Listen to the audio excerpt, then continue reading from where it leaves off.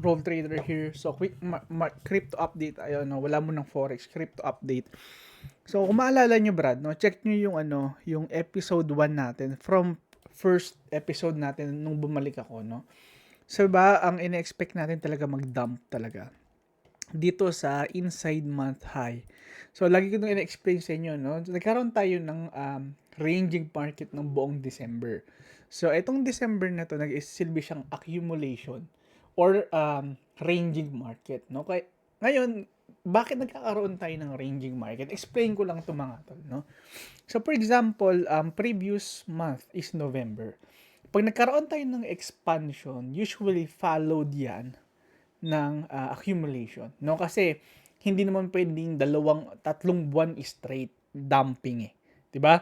So for example, may na-hit na key levels itong monthly na to. For example, dito, nakita mo yung candle, nag-close siya below nitong previous month low. Ang nangyari diyan is mag-accumulate kasi walang ibebenta eh. Kasi grabe ng dinamp, 'di ba? So walang ibebenta. So kailang nagkakaroon talaga ng accumulation ng tawag. Hindi sorry, ranging market, hindi accumulation, ranging market, no? Okay? Ngayon, dito sa signal natin, sa monthly to sa first 1 hour pa lang ng January, nagsabi na siya ng sell. Pero sa weekly, makikita mo may signal dito na buy. Kaya meron tayong buy dito, and then dito, syempre, ito yung sinasabi ko, magkakaroon tayo ng two setups before magkaroon ng invalidation, before mag-change ng bias. Yun yung tinatry kong ayusin. So, ngayon, hindi ko pa siya maayos kasi ang hirap eh. Kasi, parang manghuhula ka dun eh. Parang mag-anticipate ka dun eh. Eto kasing code natin is walang anticipation. Lahat yan merong math. No? So hindi ko siya magawan pa. Pero, kung mamatahin mo to, di ba episode 1 pa lang, sinasabihin na natin na dumping talaga yung market. Ang first target is 74K. 74 or 80K. No? Kasi ito yung low eh. Ito yung primary month low. Ito ang tinatawag natin primary month low. Kasi inside do eh. So, yan yung inside range. Hindi yan yung range. Ito yung range mo talaga. Ito. Ito is range lang. Kumbaga, accumulation lang. Tapos, ito yung mid. Ayan, no? Ayan yung range mo talaga eh. Ngayon, ito, nagsilbi lang siyang accumulation or yung, accumulation, ranging market. Okay, yung December. Kaya si chopping yan. Di ba sabi natin, shorting dito, no? So, nag 3x yung account ko dahil dito, Brad, no? So, nag 3x yung account ko dahil dito sa short na to. Ang bilis niya, no? Ito kasi yung ito yung issue kay crypto na lagi kong sinasabi. Kung nakikinig kayo sa mga previous videos natin, problema dito, Brad, kay crypto, ang tagal niyang gumalaw. Pero ang bilis niya pag nag-play. Na for example dito, imagine mo kung gaano katagal to almost 1.5 month bago mo makuha yung short na yan. Ang tagal, Brad, niyan. 1.5 month. Anong gagawin mo ng isa't kalahating buwan? Yan yung reason, Brad, kung bakit bumalik ako sa intraweek. Kasi hindi mo siya pwedeng intraday talaga. May kaya, syempre. Pero hindi ko makita na pwede mo siyang gawan ng sistema. Kung systematic kaya. Kasi pero kung mamatahin mo, posible. Pero halimbawa, systematic ka, gusto mo na may rules, gusto mo paulit-ulit lang, hindi mo siya magagawan. Kasi pa iba-iba siya araw-araw. Ngayon, sa intraweek, magbabago yun. Sa intraweek, malinis. Sa intraweek, merong sistema. No? So, makita natin, first 1 hour pa lang ng January, nag-signal na siya ng sell. Kasi nga, pa-selling yung price action. No? Candlestick lang lahat yan. Okay? So, ngayon, okay, so sa lower time frame, kasi higher time frame, the first 1 hour pa lang, dito ako nakapag-short, Brad. Etong sweep nito, yan. Kasi nalagay sell, ayun, no? Closing nito, first 1 hour ng 28th of January, nagsignal siya ng sell. Kahit na bullish yung daily niya, nagsignal na siya ng sell. So kapag ganyan, hintayin mo lang mag-reclaim sa high. No, same scenario lang to, Brad. No? Pagpunta mo sa monthly, nakalagay sell month. Saan ka magse-sell? Sa high. Nasa high. Ito, di ba? Yan, no? Linyang high. So, pagka-sweep, pag-reclaim, dyan tayo nakapag-short. Okay, tingnan mo to. Okay, naka-sell, di ba? Pag-sweep, nag-reclaim, short. Merong continuation, short again. Ganun siya kasimple. Ngayon, maraming naglulong dito. Ba't kayo naglulong? Kasi ito yung target na first target natin eh. Wag muna kayong mag-long, Brad. Kasi ano yan eh, sumpa yan. Kasi ito yung Brad, oh. Galing kang range market. Ano expect mo after ng range market? Expansion. Meron bang expansion na ganun kaikli? 2 buwan yan. 2 bagsak yan, Brad. May mga retracement yan sa intra-week. Yun yung kukunin natin. No? Subaybayan nyo lang itong mga videos natin. Bibigyan ko kayo ng mga entry. Pero for now, tutulo lang yan. Kasi nga, kita mo, galing ka ng expansion eh. Hintayin mo ulit next week. Kasi next week, magkakaroon tayo ng weekly range na ganito, oh. Intra-week, turuan ko na kayo ng intra-week levels natin. Kasi eto na nakita nyo yung expansion. Di ba ito yung naging entry ko? Yung first entry ko is here. Eto, tama. Eto yung entry ko. Ngayon, ano yung pwedeng maging entry next week? So, hintayin mo muna mag-close yung range. Kasi eto yung magiging range mo ngayon. So, dyan tayo maglalaro ngayon. Kasi, halimbawa, inunan niya kunin yung low, ano expect mo? Babagsak pa? Hindi. Mag-retrace yan. Pag retrace niyan, ano mangyayari? Posible, mag-chop siya dito sa gitna. Yun yung tinatawag natin ranging market o yung tinatawag nating inside week. No? So ngayon, yun yung parang mangyayari sa monthly. Pero same lang yan gagawin sa weekly. Again, uulitin ko, pare-parehas lang yan. Fractal sa price. Na for example, sa monthly, ganun yung gagawin niya. Same lang yan sa weekly. So kapag ka nakakita tayo ng ganun, pero halimbawa, Monday, Tuesday, umangat muna siya, hindi niya sinalat to. Ibig sabihin nun, kakaroon tayo ng continuation, babagsak yan ng end of the week. Ganun lang siya kasimple, Brad. Sobrang simple. Ang naging issue ko lang talaga nung last year, nag-intraday ako. Doon ako nagkandileche-leche. Pero kung intra-week, sobrang dali talaga ng crypto market. Sa totoo lang, sobrang dali. May signal ka ni. Siya na mismo nagsasabi anong trade. Ngayon, ang problema lang talaga, bro, pag in-intraday mo siya, mababaliw ka. Kasi, yung retracement, kailangan nakalong ka ron. Pagka nag-continuation, hindi mo naman alam kung kailan. So, nakakabaliw kasi, siyempre, yung intraday, kasi ito yung akala ng iba, ganun lang kasimple yan. Hindi. Once na mag-intraday ka, ninipis stop loss, alam mo namang stop loss mo pang intraday, ang target mo pang intraday, di? Para ka namang gago nun, di ba? Para kang, tarantado nun, di ba? So, ngayon, mas maganda talaga intraday. Walang mas lilinis pa dito. Inikutan ko na lahat ng time frame, intra-week yung best. Marami magtatanong dito na beginners na, ano yung time frame yan? Time frame doesn't matter. Ang mahalaga yung frequency. Pag sinabi natin frequency, for example, anong range? For example, ito, di ba 3-day range to? So yun yung, dyan galera yung price. Meron tayong cycle. For example, dito, monthly. Ano yung levels niyan? Monthly levels. Pero, mahalaga ba kung naka 4 hours, naka 3 hours? Hindi. Ang kailangan mo lang, makita mo lang siya ng malinis, nasan yung price.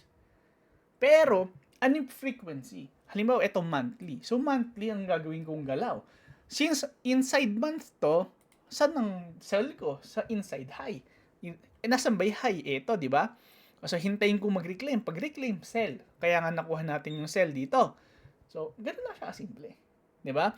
Ngayon, pagbaba mo na sa lower time frame dito, meron tayong intraday basis. Sa intraday basis natin, binago ko kasi hindi siya daily. Pag daily kasi, para kang tanga. Hindi talaga, wala kang makikitang setup, Brad. Sobrang hirap. Kasi nga, magcha-chop yan, pati yung mga ranging makukuha mo, hindi mo talaga siya matetrade. Kaya ako, okay, dun ako sa malinis. Yung ganito. Okay? Yung cycle. Nakita mo? Lahat yan panalo. Di ba? So sobrang simple ng ano na to. Kasi dito makikita mo agad kung anong entry. Dito makikita mo agad kung anong entry. Dito ganito lang simple yan kung paano siya i-entryhan next week. So ngayon magki-create ka ngayon ng weekly range. Ngayon pag weekly range, ano mangyayari pag mayroon kang weekly range? Di ba ganito? Pag inunan niya dito, posibleng mag-retrace.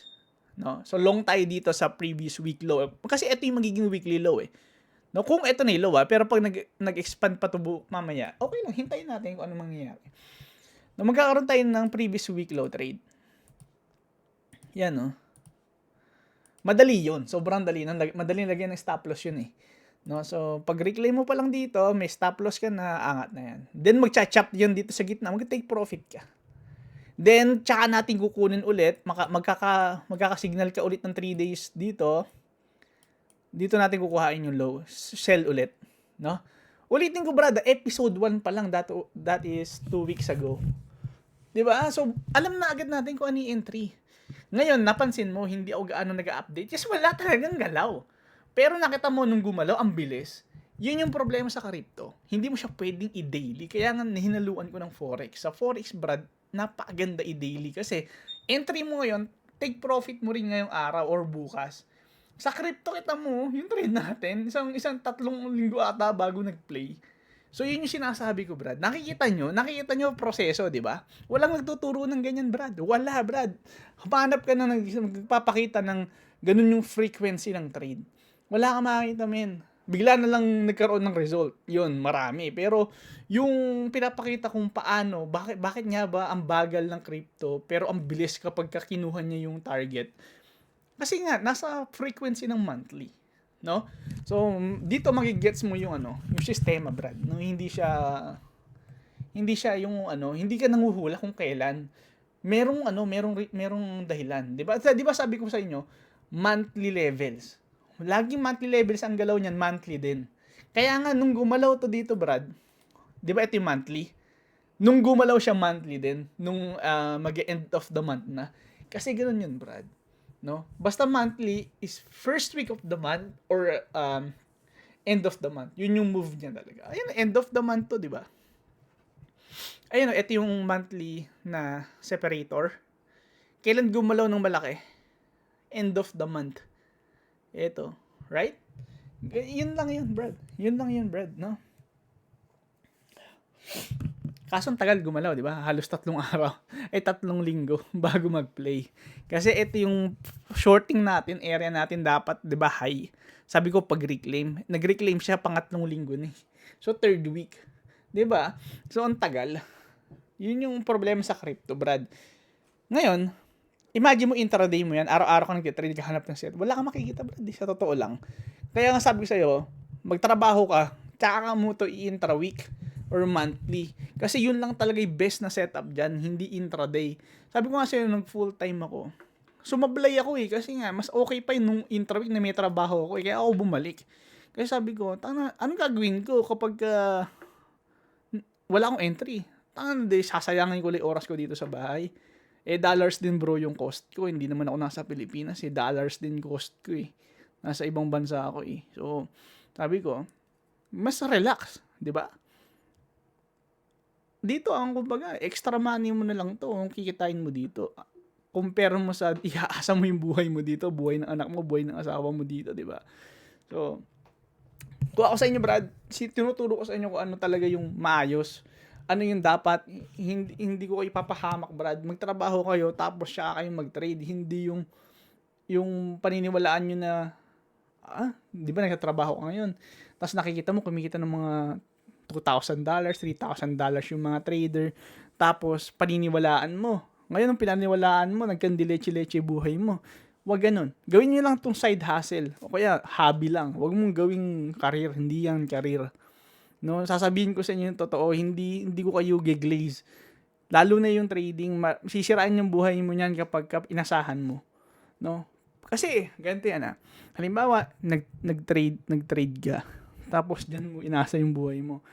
Chasing yun, chine-chase mo yung trading na magbigay ng buhay mo ng maayos. Anything na i-chine-chase, Brad, umaalis. Sabi ko sa'yo, Brad, once na i-chase mo yung pera gamit yung trading, wala. Iiwan ka niyan. No, kaya ang gawin mo talaga, Brad, is gawin mo lang siyang side hustle. Kung gawin mo lang side chick, sneaky lang, di ba? Try mo lang kumita ng pera. Try mo lang tirahin ng mga ng patago. Ganun lang. Kikita ka. 3x yung account ko, Brad, ng isang short lang na yun. No? Kaya nga, nasa Forex ako Kasi sa Forex, maganda siya intraday. Set and forget lang. Then, ito sa crypto, nag-set lang ako ng short dito, pag-reclaim dito sa yung linya na yan, di ba, nakasell tayo sa monthly, nag-set lang ako ng short dyan. Tapos, etong short dito, nung nag-sweep nung high, yun, nagulat na lang ako, tapos na, di ba, 3x na yung account ko, nung ganun lang, 3x, ibig sabihin na times 3. Ilan lang risk ko ng 10%, wala pang below 10%, ganun agad yung nangyari. Ganun siya kasi. Ganun siya, Brad, no? Ganun lang siya kasimple. Okay. So, Ethereum. Same lang sa Ethereum. Ngayon, sa Ethereum, 75%. Di ba sabi sa inyo, ang mga altcoins, susunod lang kay Bitcoin. Kaya kahit bullish yung nakalagay na signal dyan, kailangan mo siyang kontrahin kasi once na bumagsak si Bitcoin, babagsak rin yan. For example, dito kay Ethereum. At kay Ethereum, swerte kasi same signal.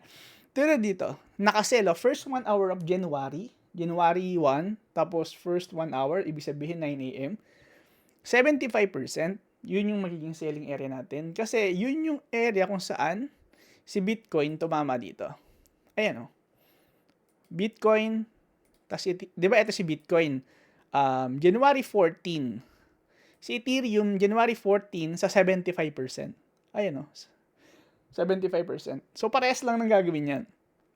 So, saan yan? Weekly high. Diba, yung tinuro ko sa inyo, previous week high, previous week low. Yun yung trade system natin sa Supremo Range, diba? Previous week high, previous week low trades. Same lang yan. Walang pinagkaiba. Ang pinagkaiba lang ngayon kasi, Brad, mas systematic na ngayon. Siguro dati, mga 30%, 40% lang.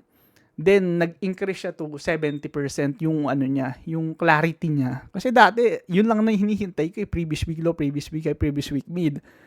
Simple nga siya. Kaso, hindi ko siya ma-anticipate hanggat hindi siya pumupunta doon.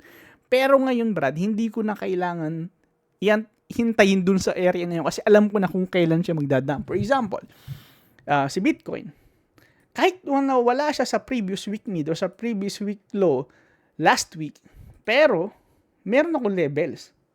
Right? Dati kasi hihintayin ko sa mid, di ba? Hindi na ganon.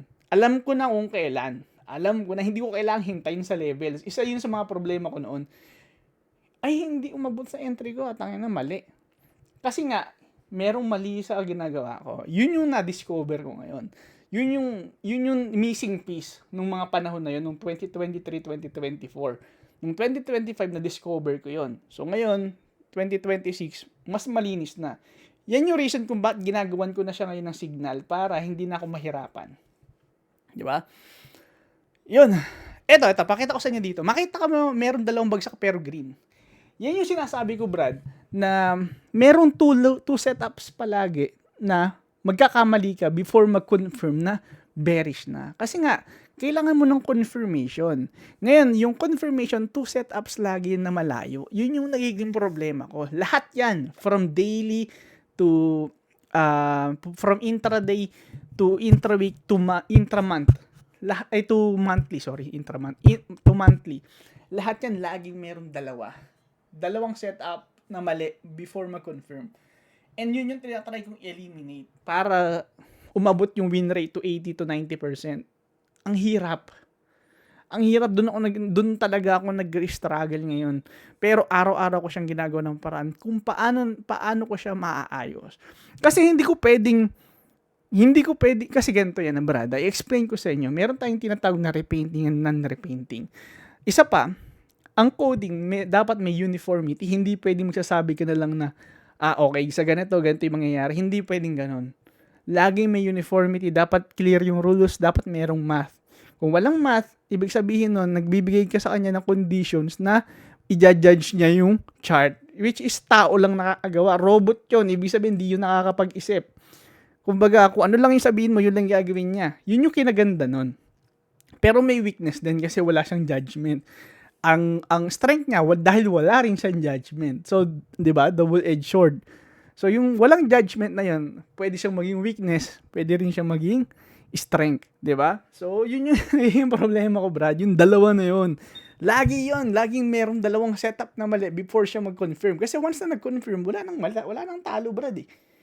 Pero, syempre dito, paano gagawin mo? For example, pakita ko sa iyo Kita mo to? Walang mali, di ba? Walang mali.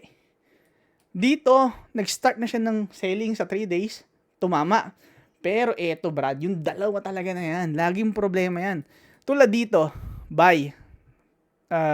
Dito, tama ka naman dito, pero umangat pa rin siya. So, laging merong dalawa. Eto, sell, bumagsak. Buy, umangat. Sell, bumagsak. Buy, natalo, buy, natalo, then sell, panalo, sell, panalo. Laging may dalawa yan, Brad. No? Kasi nga, na-solve na natin yung market eh. Problema nga lang, ang kailangan ko na lang malaman, paano ko siya i-code nang hindi na nagkakamali yung dalawa na yun. No? So, soon, Brad, once na magawa ko yun, nakita na natin na halos hindi na siya nagkakamali. Tsaka natin ipapasok sa robot, tapos lalagyan na natin ng entry. It takes time, bro, kasi nag-work din ako. No, kasi hindi naman siya 100% na tinututukan. Tulad na to, meron akong mga night shift na susunod. So, medyo mawawala. Medyo hindi ako nakapag-upload dito nakaraan kasi straight ako, double shift ako, 3 araw straight. So, yan. Okay, Ethereum. Ethereum. Check natin si Ethereum. Ano ba nangyari kay Ethereum? Yan 75%. Ngayon, nung January 14, nasa high tayo. January 15, same lang yan kay Bitcoin. Ayan January 15. Pero si Bitcoin nasa high. Si Ethereum nasa 75%. Same lang yan. Laging same lang galaw yan. Pero nasa previous week high. Okay? Hindi yung timing yung mahalaga. Ang mahalaga is levels. Pero, ita-timing mo siya kay Bitcoin. Alright? So, nakita mo, previous week high, bugs, no? Ngayon, meron na confirmation na sell. Ayan, meron kong makikitang linya na red, di ba? Ito, linya na red. So, confirmation na may selling na tayo. Yun, dire-diretso na siya. Ganun lang siya kasimple. Okay, ngayon, tingnan natin sa lower time frame. Ayan, laging may dalawang mali lang talaga. Ayun, dalawang mali. Tapos, dire-diretso na. Wala nang talo nun. Okay, Solana. Tingnan natin si Solana. Solana, same scenario lang din to eh. Pare-pares lang gagawin yan eh. Pero si Solana, same nang ginawa ni Bitcoin. Tingnan mo to. Previous month high. Ayan Yan lang kasi simple. No? I-available ko to, Brad, soon. Yung mga indicator na yan, ipapahiram ko sa inyo yan. Meron lang syempre mga instruction syempre. Para magamit nyo din. Aayusin ko lang, tapos papahiram ko sa inyo, no?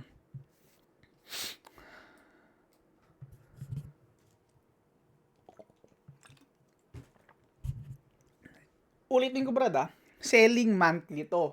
Baka may mga nanonood dito sabihin, umangat paano naging panalo? Ulul, selling monthly, saan ka mag-sell sa high? Ayun, Ibig sabihin lang niyan, binibigyan ka niya ng signal na dapat sell ka sa monthly. Hindi niya sinasabi na sell ka na ngayon. Okay, napakamahalaga nun Hindi, pag sinabing nag-sell ng signal, dun mo siya titingnan sa may selling area. Hindi mo siya titingnan kung kailan siya nagbigay ng signal. 'Di ba? So, dapat alam nyo din yun, 'di ba? Tsaka sa weekly kasi nakabuy ito sa weekly. So, hihintayin mo munang pumunta siya sa selling area ng weekly, which is previous week high. Yun yung turo ko dati, 'di ba, sa Supremo Range. Weekly high, weekly low, weekly mid. Tapos, Monday high, Monday low, Monday mid. Kaso kasi, nakakalito eh. Nakakalito kasi yung sistema na binigay ko na yun. Kasi nga, maraming times na hindi siya pinupuntahan ng price. Ngayon, nawawala ng uniformity. Ngayon, nasolve ko na kung bakit. And sobrang linaw na ngayon. No? So, hindi na mahalaga sa akin kung maabot ba yung mga na yun. Alam ko na kung kailan. Alam ko na agad. Nag-print pa lang yung price sa daily, alam ko na agad saan pupunta. Kasi nga, meron siyang meron siyang meron siyang tawag dito, meron siyang mga paano ba sabihin yun? Parang pattern na magsasabi sa'yo na hindi, sa high yan pupunta. No, ganun. Basta, from monthly to weekly to intraday, magkakadugtong. Meron siyang correlation, Brad, no?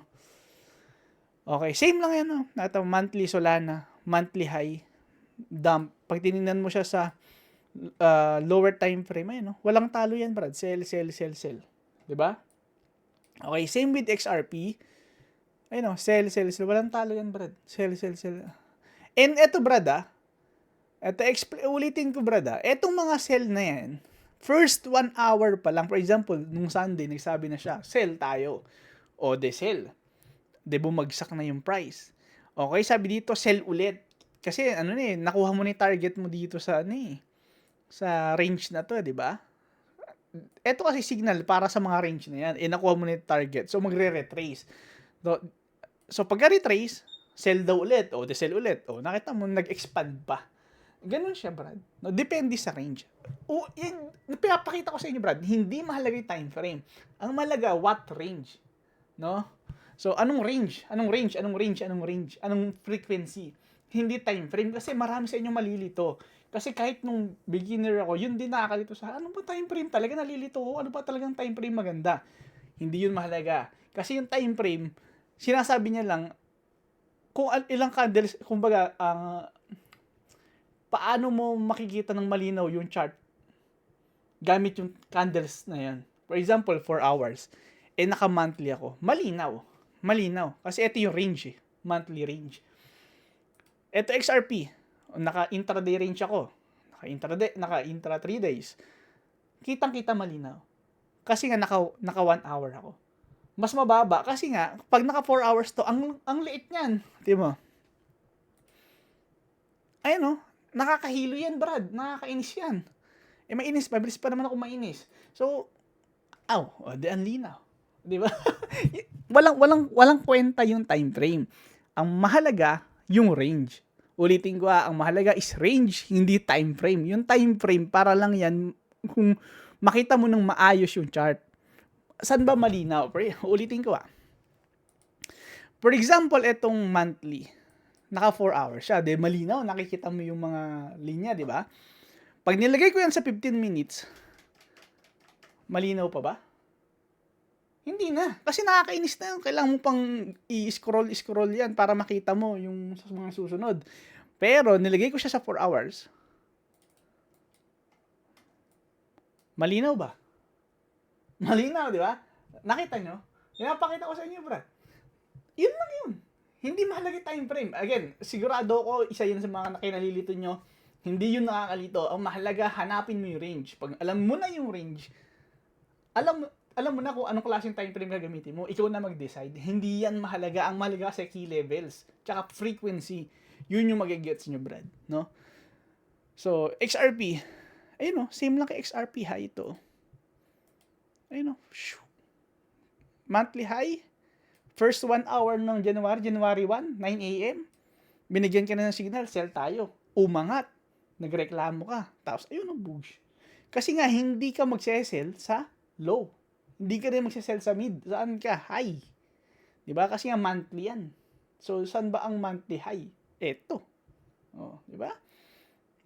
Ano sa lower time frame? Ano yung sinabi sa lower time frame? Sell.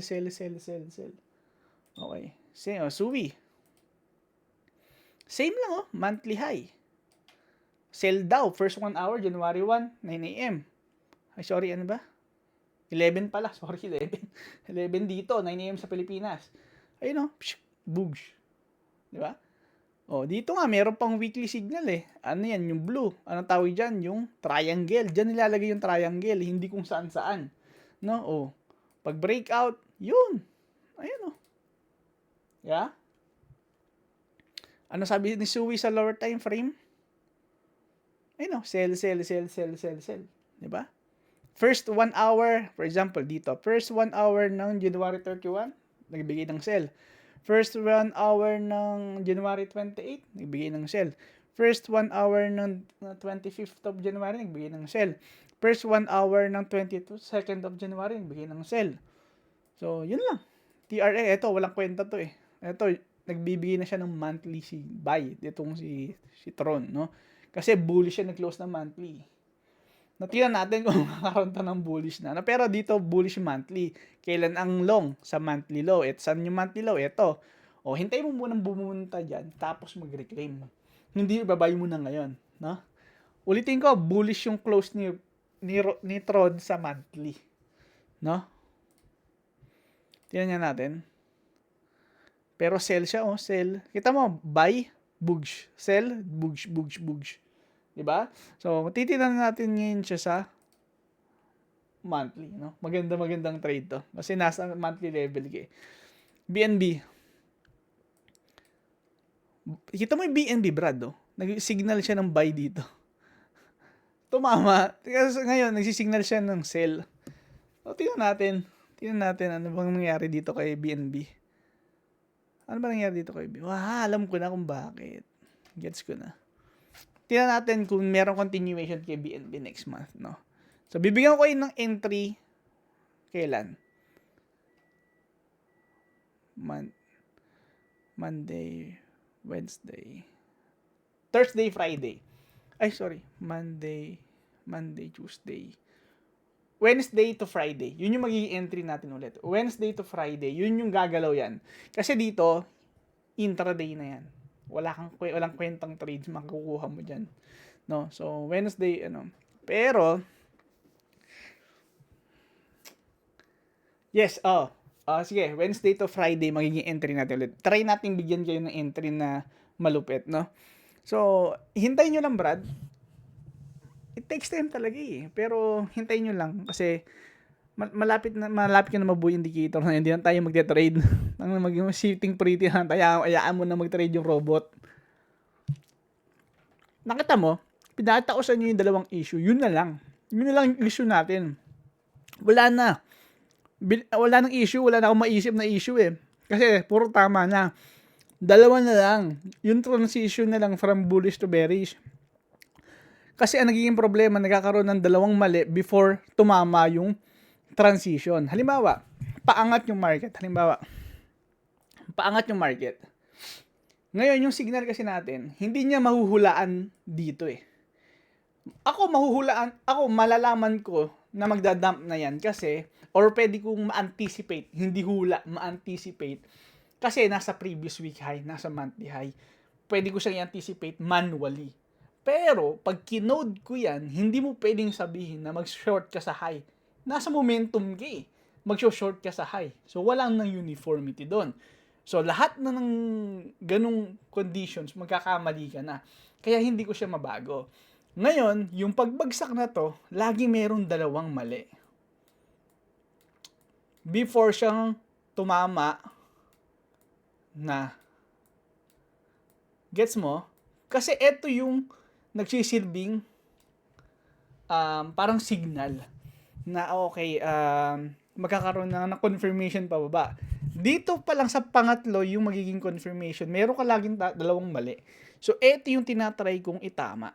Once na matama ko to, wala na tayong issue kahit isa. Entry na lang, madali na lang yung entry. Kasi pwede ka entry at midpoint, 50%, and then stop loss sa low. Wala na isipin, ganoon lang siya kasimple. Yung dalawa na lang na yun. Halimbawa, pababa, puro tama. Ngayon, reversal. Mali. Tapos, tama. Yun yung nagiging issue, yung dalawang mali na yun. No? Kasi nga, hindi siya mahuhulaan ng code kasi may uniformity. Ngayon, bago siyang magkaroon ng usually, ito kasi mga to, medyo malaking move. Hindi siya yung parang range lang na maliit, na okay lang matalo. Hindi. Malaki siyang move. Sa medyo, hindi mo makukuha yung malaking profit. So, yun yung tinatry ko siyang ayusin. Pero kung mamatahin mo, alam mo na agad na reversal. Kaso nga, hindi mo siya pwedeng i-code. So, yun na lang yung kailangan kong maayos. Maiisipan ko rin yan. Sigurado ko, it's a matter of time lang, no? So, yun lang muna. May pasok pa ako. Sige. Yun lang muna. Maraming salamat, Brad. Sa susunod ulit.